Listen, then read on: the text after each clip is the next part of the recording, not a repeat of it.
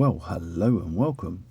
In the 1970s there was the Metrobus Mark 1, and in the 1980s we had as well the Metrobus Mark 2. But the 1990s would bring something a little bit different.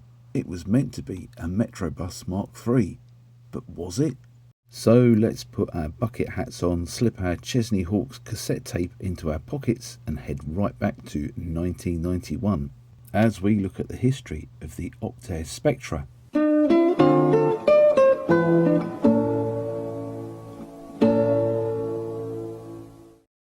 Now, whilst the Optare Spectra without a doubt was a 1990s bus, the origins of it can go all the way back to, in fact, the late 1960s.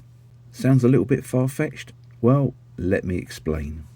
The 1960s would see an awful lot of dissatisfaction with Leyland.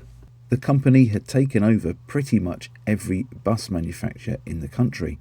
AEC, Bristol, Daimler, Guy, they were all now under the Leyland flag. And this left very little choice if you didn't like Leyland or you didn't like their products, or if you didn't like their standards of after-sales service. And that standard of after-sales service could be severely lacking. Leyland did have a little bit of a take-it-or-leave-it attitude with their products.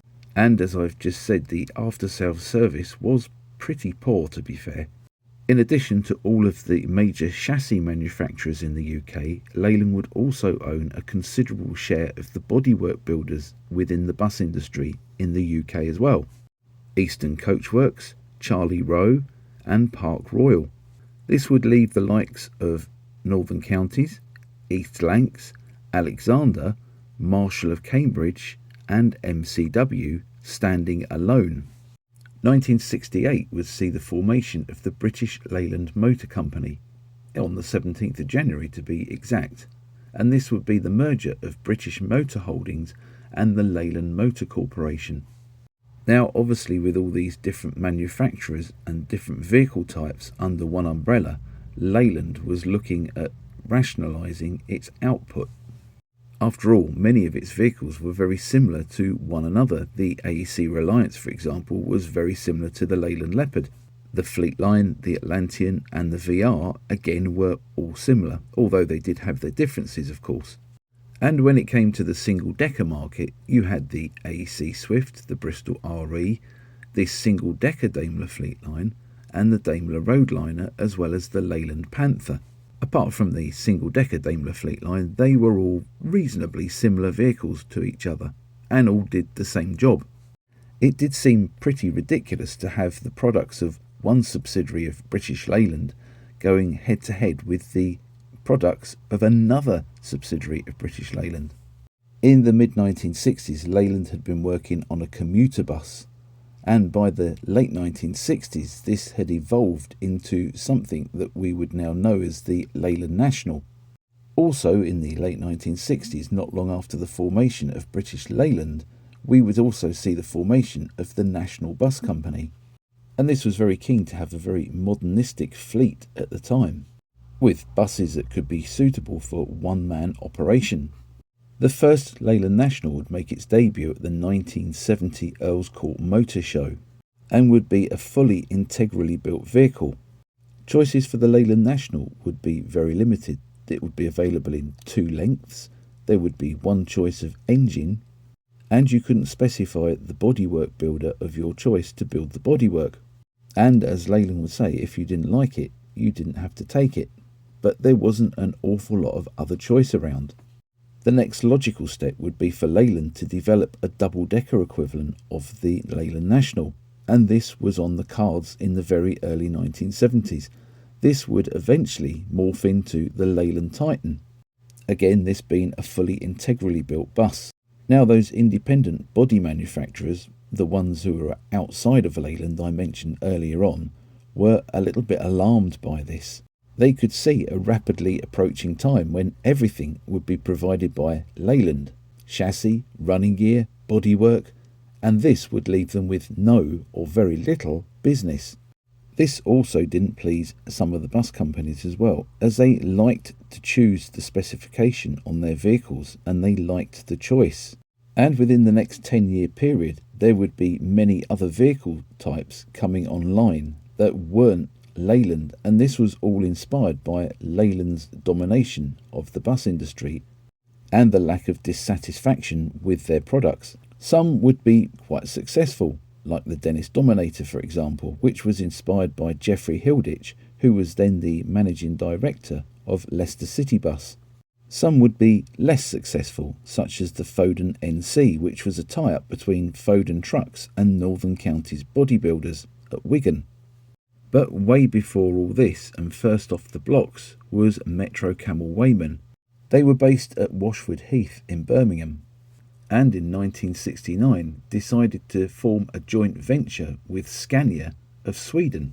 This joint venture would be the Metro Scania single-decker bus, and it was designed to go head-to-head with the Leyland National. It would be built on the Scania BR110/BR111 chassis and would have Metro Camel Wayman bodywork. Again, like the Leyland National, it was unveiled at the Commercial Motor Show at Earl's Court in September 1970. There's no doubt about it, the Metro Scania was a fine bus, but it came at slightly bad timing. It was smoother, quieter and quicker than the Leyland National. However, it suffered from high fuel consumption. And in the early 1970s, the price of fuel was starting to rise rather dramatically. Sadly, this and corrosion of the bodywork would see only 133 Metro Scanias built in a 3-year period. But MCW and Scania had another trick up their sleeve, and this would be the Metropolitan, which was a double-decker equivalent of the Metro Scania. This would be slightly more successful and have a slightly longer production run from 1973 through to 1978, and would see 661 of these impressive-looking buses being built. But again, the fact they were a little bit juicy with the fuel, and of course that corrosion issue which reared its head again, made sure that they weren't the most popular of choices going. Also, at the time in the UK, Scania was a relatively unknown company, and it was a massive gamble by MCW to tie up with a company such as Scania, especially at a time when you think everything in the bus industry was powered by Gardner engines or Leyland engines.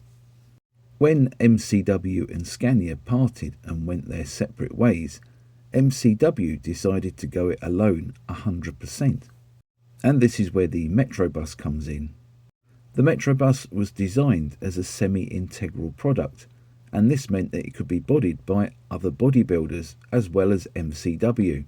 The MCW versions would be regarded as an integrally built bus, but it would also go on to be bodied by companies such as Alexander and Northern Counties. The Metrobus would also be available with a Gardner engine as well. Coupled to the Dennis Dominator, which at the same time was starting to come online, the bus industry once again had choice and wasn't just stuck with the products of good old British Leyland. 1982, MCW decided to have a redesign of the Metrobus, and this would see the launch of the Mark II Metrobus. And it was designed to be cheaper to manufacture and operate, and by managing to standardise on the bodywork aluminium extrusions, the fixing brackets and the roof and side panels, would see a reduction in 60% of the individual bodywork components. Sadly though, things were not all good at Metro Camel Wayman, and in 1989 the Laird Group would decide to sell its bus and rail divisions. Sadly though, nobody would come forwards to buy the company as a whole, so this would leave them with no other choice but to split the individual products up and try to sell them that way. This was more successful. The Metrocab Taxi would be bought by Reliant. MCW's rail division and the Washford Heath factory would go to GEC Altham. The Metro Rider Midi bus and the Metro Liner coach would both be acquired by Optare. And whilst the Metro Rider re-entered production with Optare, sadly the Metro Liner coach didn't. By 1990, Optare had become part of the United Bus group, which included DAF Bus. Now Optare already had a relationship with DAF, as they had used the SB220 chassis on the Delta that they'd been producing since 1988. The Delta was a very modernistic, full-size single-decker bus and would see 370 built before production would end in 1998. Optare would also purchase the rights for the MCW Metrobus as well, and initially everybody thought that this would just be a Mark III Metrobus, or at least an improved version of the Metrobus. Remember, at that time when Optare launched the Metro Rider, there was very little difference, initially from the outside at least, between the MCW version and the early Optare version. The differences were more under the skin, and you know what I'm going to say. I have done a video on the MCW and the Optare Metro Rider, and I'm going to try to remember to put a little link to these videos in the top right hand corner. And while I'm at it as well, I've also done a video on the history of Optare too, and at some point I'll put that video in as a link so you can watch that when you've watched this one. People wanting a Mark III Metrobus though were to be rather disappointed, because the new bus, when it emerged, looked absolutely nothing like the original Metrobus. In fact, it was rather spectacular and very modern looking. It had the rear axle and the suspension from the Metroliner and the Metrobus, but everything else was different. Well, apart from the fact it had a transverse upright engine, the same as the Metrobus. Optare had worked with DAF to develop a double-deck equivalent chassis of the SB250, and this would become the DAF DB250. It would be a fully integrally built bus for the time being. Optare's striking modern bodywork was also built out of aluminium, like the Metrobus. Only this was based on the structural system that Alu-Suisse had developed for Hess double-decker bus bodies. The striking design had a strong family resemblance between not only the Delta but the Vector single-decker buses that Optare was now producing. And around the back there was no rear window. This being a little bit of a trend around that time not to have a rear window fitted to double-decker buses. Because of their connection through United Bus, the Spectra bodywork would be built exclusively on the DAF chassis and would be fitted with a 272 horsepower or 200 kilowatt DAF engine. This would give a range of power options between 245 to 302 horsepower. The engine would be an 8.65 litre unit. There would be a choice of ZF or Voith gearboxes, and this would make the model suitable for city, interurban or intercity work. Whilst being step entrance, the bus had an incredibly low floor height, and this would allow an incredibly low entrance step. The bus was also capable of kneeling and could drop down 3.9 inches to the curbside. The bodywork would be available in height of 13 foot 8 or 14 foot 2. And the bus would be between 10.5 and 11 metres long. A bit of a clash of metric and imperial, but I do apologise there. The bus would come fitted with a standard diptac interior package and would offer much more legroom and deeper windows than on conventional buses of the time. In a typical format, the bus would seat 71 passengers, as well as including a pushchair rack, and the interior was fitted with closed-circuit CCTV as standard. The curb weight on the new bus would be 11,360 kilograms. During 1991, the first two buses were built, and in October that year, the first one was shown at the NEC Bus and Coach Show. This would be given the registration initially of MRD1 and would be in the livery of Reading, although it wouldn't be delivered until February 1992. Up to that point it was used by Optare as a demonstrator. The second bus was completed only as a frame and was used for extensive testing by Optare, but in January 1992 this was sold to Wilson Dorset.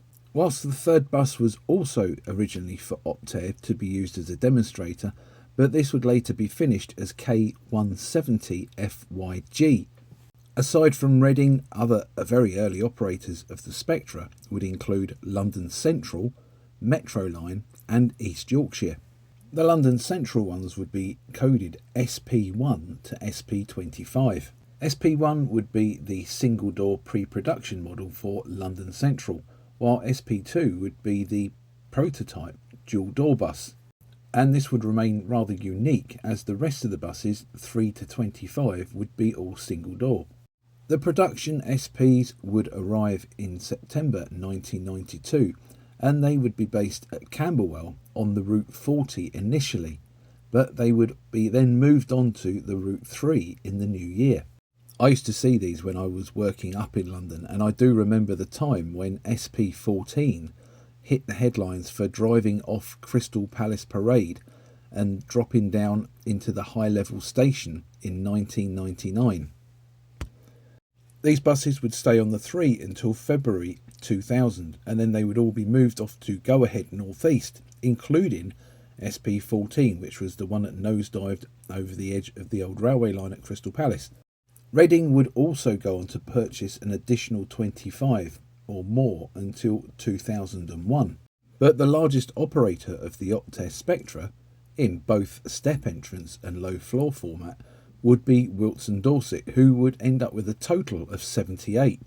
1997 would see Optare launch an updated low floor version of the Spectra, although the low floor version of the DAF DB250 LF chassis had been launched in 1995. The low-floor version of the Spectra would gain significance as it was the first low-floor double-decker bus to be produced for the United Kingdom. These low-floor buses would feature a slightly longer wheelbase than their step entrance cousins, and in single-door format this would allow an extra 17 seats to be fitted to the bus. In low-floor format the bus would be 13 foot 7 inches high, and the bodywork would be fitted with larger windows. The first low-floor Optare Spectra would be delivered to West Midlands Travel and would be given the registration R1NEG, this being delivered to them in January 1998. However, this was pipped to the post of being the first low-floor double-decker bus to enter service by A Bus of Bristol's low-floor Optare Spectra, R222 AJP, which sneaked into service on the 4th of February 1998, a few hours ahead of West Midlands Travel one. A year later, in early 1999, more buses for West Midlands Travel would arrive.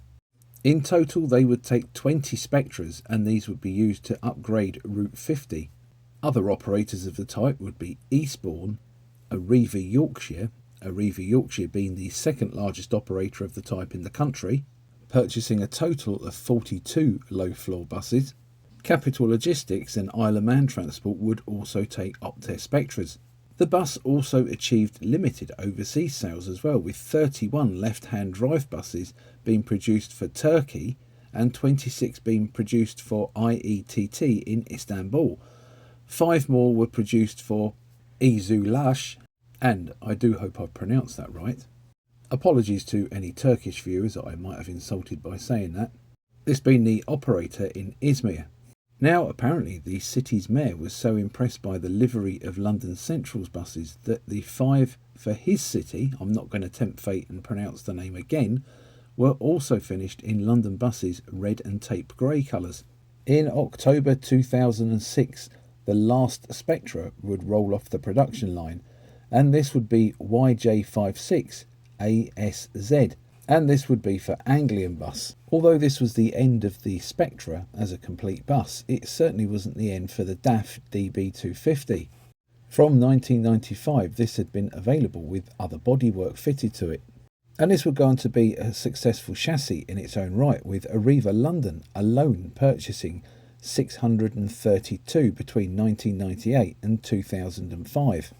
Which, when you compare it to the 268 that were built as Optare Spectras, just goes to show you how successful the DAF chassis has been.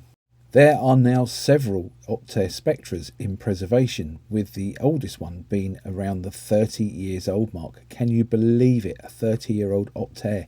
And I think it's great that these buses are being saved for a future preservation. The people that preserve them, I really do take my hats off to them, because they've got such a hard job. The vehicles aren't old enough to qualify for the historic free road tax and being MOT exempt. And in addition to that, I should think they're also new enough to have all sorts of weird and wonderful electronics and diagnostic equipment fitted to them too. In fact, in addition to the Spectras being preserved, there's a few of the DB250 chassis in their own right being preserved. I know of one that attended to the Thanet Vintage running day a few years ago with the Alexander ALX 400 bodywork on it, and it looked and absolutely sounded amazing. They do have a really lovely whiny sound, a little bit like a Metrobus, strangely enough. And whilst I've driven a Delta, I've never got behind the wheel of a Spectra. Well, I hope you enjoyed this look at something a little bit more modern than what we normally look at on this channel. But as you can see, each generation has their own favourite bus. And the hobby of bus spotting and buses in general, as well as bus preservation, will continue to evolve. And yes, I do believe there will be people out there in the future who will try and preserve electric buses to the best of their ability. As we all love the sound of diesel engines, there will be generations brought up with the whine of electric motors, a bit like the trolley buses were in the 1930s, 40s and 50s. And unless there's some kind of massive change in legislation, I can't really see any of the hobby going away or changing, can you?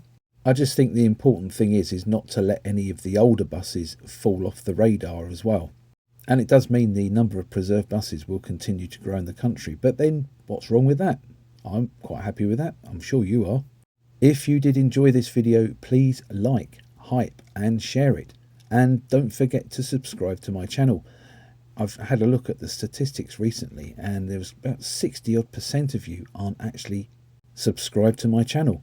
And it's free, it doesn't cost anything. There's no catch or anything like that. It just means that you get a little notification when I make a release here on YouTube. So if you have enjoyed this video, I do hope you'd consider subscribing to the channel. If you're enjoying the content of the channel and you like what I'm doing, you can always buy me a drink via the Super Thanks button. I would be very grateful. All money raised by the channel does go to the upkeep of the buses in the Southern Counties Omnibus collection, and they would like to say thank you as well for all your continued support and making the channel grow in the way that it has. Once again, thank you so very much for watching. Bye for now.